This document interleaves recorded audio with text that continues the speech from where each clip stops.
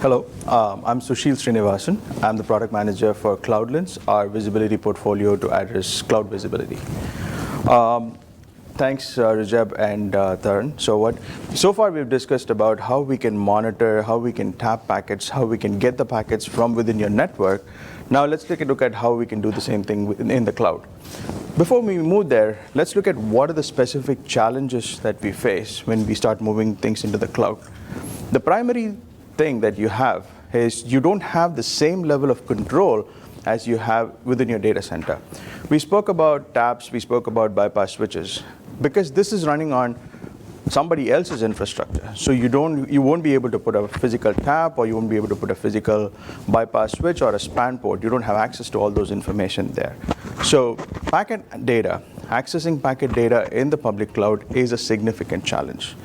Now, the cloud service providers do offer some level of information through log data or metadata information. But that information is good maybe for a postmortem analysis. It's not actionable. You really can't do anything immediately when something is going on within your network.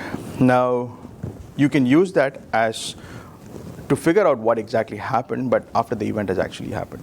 Now, the last two things there, specifically infrastructure churn and elasticity and scale, are one of the primary reasons why people are moving into the cloud. Now, the traditional policies, the traditional the information that you would configure within your data center, like for example, focusing primarily on IP addresses or VLAN schemes, are not going to be relevant in the cloud, because IP addresses that are associated with workload at a time t may not be associated with the same workload at time delta t. So there is so much of information, so much of churn that's going on. Now we need to figure out a way on how we can address the same challenge. Let me go into a little bit more detail about metadata and log data here.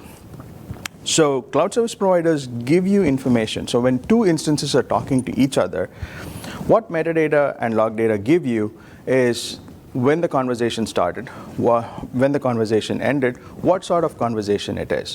What it really misses is the content or the intent of the conversation. So that is what packet data gives you. It gives you an exact replica of what exactly goes on between two instances, which is really important for us. So what we did is we architected a solution that is capable of monitoring your infrastructure, whether it's running on a physical server, whether it's running on a virtual machine, whether it's running in a hybrid environment, some in the cloud, some in your private data center, or it's running completely in the cloud, or if you're looking at containers in Kubernetes, to answer your question, the same solution is capable of monitoring across all these different infrastructures. Now let's take a look at how this is architected. So this is purpose-built for the cloud. And there are two components which work together in bringing this visibility. The first component is a SaaS-based solution that is built in the cloud. It's built using cloud-native services. It's built completely on a serverless architecture, primarily to address cloud scale. So today you might be running 50 instances which you're monitoring, and tomorrow you want to just scale it up to 5,000 instances. Because it's built in the cloud, and it's built on a serverless architecture, we can scale up and scale down dynamically as in when your workloads are scaling up and scaling down. Now, the other part of the SaaS-based solution is that it's easily accessible anywhere. So it runs on a particular portal. All you do is log into the portal and you have your control plane ready for you to configure. Now, the second component is actually a sensor-based solution. What we've done is you install the sensors within your workloads. So whether it's running in any cloud, as an instance or as a virtual machine, you install our sensors, and these sensors communicate to our SaaS portal, and we use the SaaS portal to manage these sensors. Using these sensors gives us the flexibility to be agnostic to any cloud. So you may be using AWS, you may be using Azure, you may be using Google, you may be using IBM, Alibaba Cloud, you name the cloud. As long as you have our sensors installed within the workloads that are running in the cloud, we can guarantee that we can bring in visibility for your cloud infrastructures. Now what we've done is we've leveraged Docker containers for Linux-based workloads, and for Windows-based workloads, we've taken over using a regular exe-based solution. Now, technically, both these solutions work identical, and they're exactly the same. Just that the level of flexibility which Docker provides in a Linux environment is not exactly the same in a Windows environment. So that's one of the reasons why we kind of went towards an EXE-based solution. Now, these two components work together to bring visibility in the cloud. Now, let's dig a little more deeper to figure out how this works. So on the left side, you have your instance. It could be running in any cloud, as I said. Now you have different applications which are running within your instances. You have a mail application, you have a voice application, you have a network application. Now, to monitor this, traditionally in your data center, you would be using 3 different tools. You would be using an APM tool for your application, a voice decoder for your voice, and NPM tool to monitor your network. So how do we monitor this? What we do is we install our CloudLens sensors in both the source, which is what you want to monitor, and the tool where you eventually want to send the traffic to.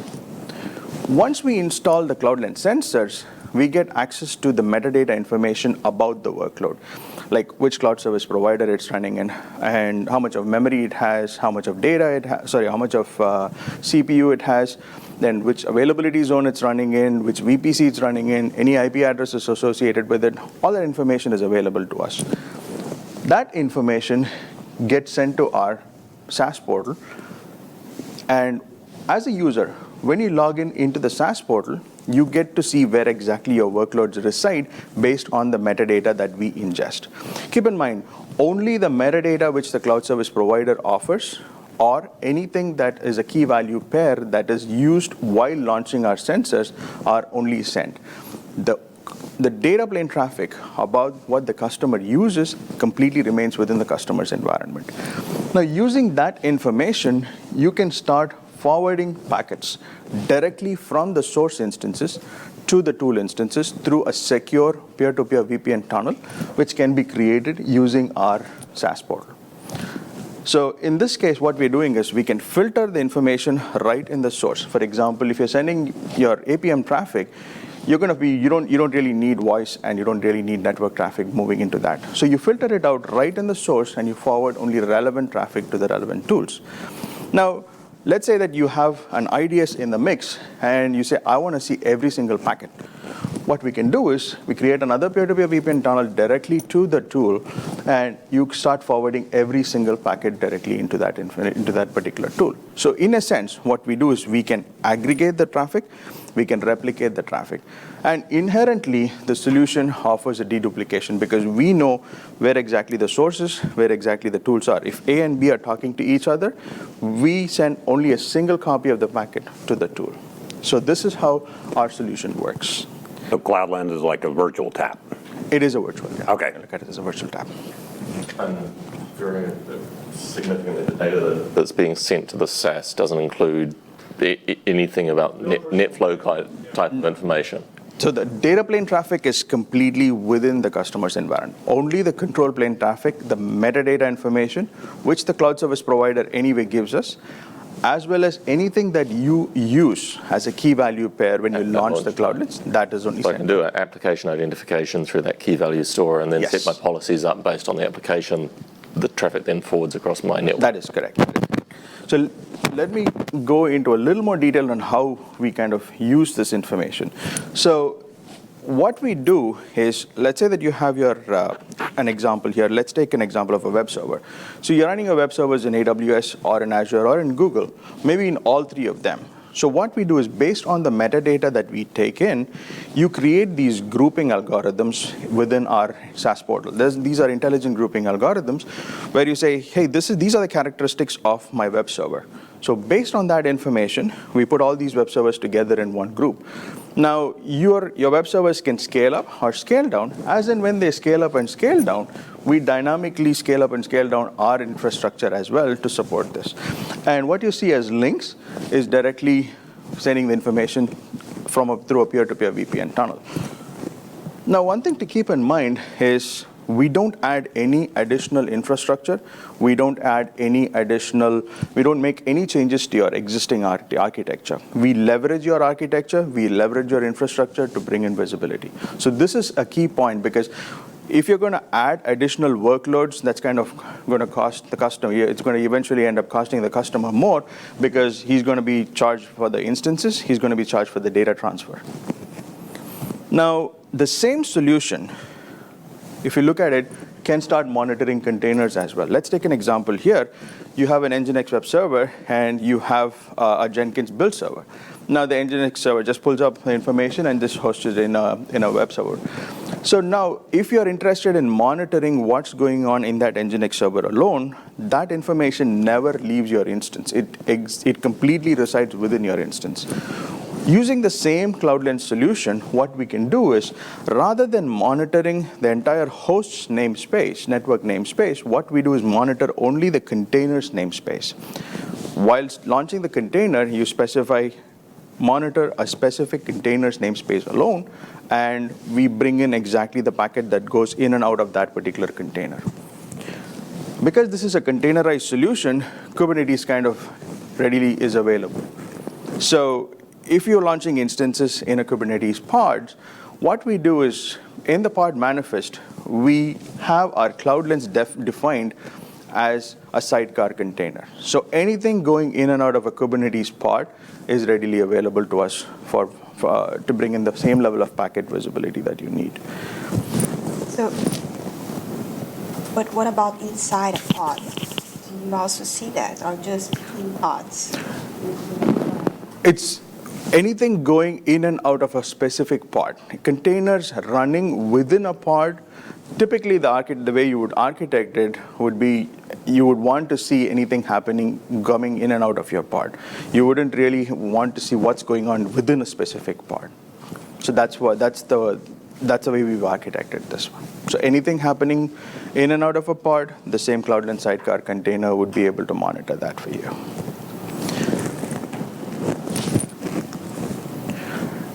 So the next thing which I wanted to talk about is CloudLens self-hosted module. So all that we discussed so far is where the management portal completely resides in a SaaS environment. So the information, some of the information, specifically the metadata, leaves your environment, goes to the SaaS environment. So typically when you look at federal customers or customers who are looking at an isolated environment saying that, hey, I do not want anything leaving my environment. I need everything hosted in my private data center. But I still need the exact set of visibility information that I'm ready to get. So what we have is a self-hosted module where you run your management as containers within a particular virtual machine, and they provide the same level of visibility, whether you're running your workloads as containers or whether you're running in a Kubernetes pod, the same level of visibility is available to you, and you can leverage and use your existing tools to move this traffic that you need. And the last thing I wanted to talk about is these are some of the technology partners who already have integrated CloudLens into their applications. So these are readily available as turnkey solutions. Now, we support both open source tools as well as commercially available tools today. With that, I conclude my presentation. If there's any questions, I'd be happy to answer. I had a question. So a lot of companies see the cloud where its real value, well, part of what its value where it comes into play is in not just in infrastructure as a service, but also in platform as a service offerings. Correct. Considering, from what I understand, the Lens I mean, it's agent based. It's installed locally, whether it's on a container, on a server, on whatever. Right. How can you elaborate on how you would use this product with SQL as a service running in Azure or whatever? Sure. So let's take an example of you're having a web server and it has to access a database server, which is running as a service in Amazon or in Azure or any of these instances. So the same solution can be used in that environment where you can install your CloudLens in your web server, which you have complete control of, and you can see what is going out to the database server and what responses the database server is sending to you. So you get the conversation. You get to see what's happening. Even though you cannot install an agent within a database server, you can still see the conversation that's happening. Okay. So in the event that you wanted to query and see information just on that SQL service, PaaS offering, but you had traffic coming from multiple sources, would you be able to aggregate a view from those multiple sources in order just to see the traffic from the SQL instance specifically? Yes, the same level of filtering that you can do in our data centers, you can do the same level of filtering. We support BPF filters, and you can say these are just filter out only the database conversations that I want, and you can see that information being sent out to the tools. The same concept extends to any SaaS-based solutions as well. So now let's say you're talking to Salesforce.com or you're talking to Office 365. Now, if you're using an instance to communicate Office 365, we can have our CloudLens installed within a particular instance which is communicating so that you can see that conversation going on. Thank you. All right? And does the CloudLens have all of the capabilities of the physical packet broker in terms of doing things like just forwarding headers or NetFlow data and all of that? So NetFlow, we are extending support for NetFlow pretty soon. It's going to be coming out very soon. Other than that, we support like filtering, basic filtering up to layer 4 level filtering. We would be able to do that. So we do application. We basically do aggregation. We do replication, and we inherently do deduplication. And then, since you're doing so much processing inside the instance, what does the resource utilization look like for having the agent? That's a great question. That's actually a very good question. So typically, when you look at resource utilization, the 3 things which you would want to look at: CPU, memory, bandwidth. So the most important thing for us is the CPU and memory are like, we completely control that because we kind of use like higher orders of like single digit numbers, even in the lowest of instances. For example, if you're using a T1 micro or any of these micro instances which has like 1 gig, 1 vCPU, we kind of they're inherently really, very low. So yeah, bandwidth is where it really is important, because the same level of, if you want to tap every single packet that's going in and out of your instance, basically you're doubling your interface bandwidth. So what we do is we can either filter it out, send out whatever is really relevant, only relevant to you, or we can forward the packet on a separate interface saying that, hey, this is a copy, just send it on a different virtual interface. So that's one way to do it. That's where you do it. How do the software actually also deal with, in a public cloud environment, sometimes instances restart, we shut down, bring it up, its interface changes IP addresses, right, and those kind of things. How are you handling that? So when we push our containers within the workloads, so what happens is there are two ways in which you can do it. You can actually either build our containers within the AMI or the image of the system, or during launch sequence where you can actually bootstrap the information saying that, hey, launch our Docker containers while it's being launched. So what happens is that information gets stored in the cloud's metadata server. So the cloud actually maintains a metadata server. Even though your instance restarts, the configuration gets pulled in from the metadata server, and our cloud instance, our cloud sensors automatically get launched during that sequence. So the configurations get maintained, everything gets maintained as is. So once the instance comes up, automatically we start pushing the packets out.